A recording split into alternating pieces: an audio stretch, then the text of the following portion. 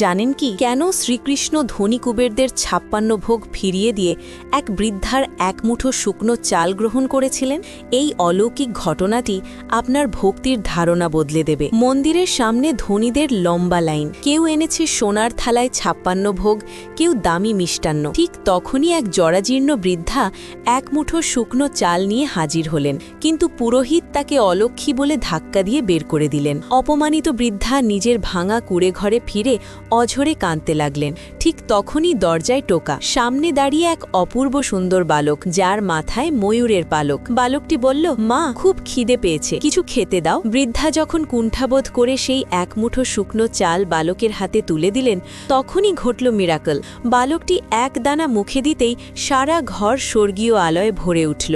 জরাজীর্ণ কুড়ে ঘর মুহূর্তেই পরিণত হল এক রাজপ্রাসাদে। বালকের রূপ বদলে গেল। সামনে দাঁড়িয়ে স্বয়ং শ্রীকৃষ্ণ। তিনি বললেন, অহংকারের ৫৬ ভোগের চেয়ে প্রেমের এক মুঠো চাল আমার কাছে অনেক বেশি দামি। মনে রাখবেন, ভগবান উপহার দেখেন না, দেখেন উপহারের পেছনের মনটা। আপনার মনেও কি কৃষ্ণের প্রতি এমন ভালোবাসা আছে? কমেন্টে লিখুন, জয় শ্রীকৃষ্ণ।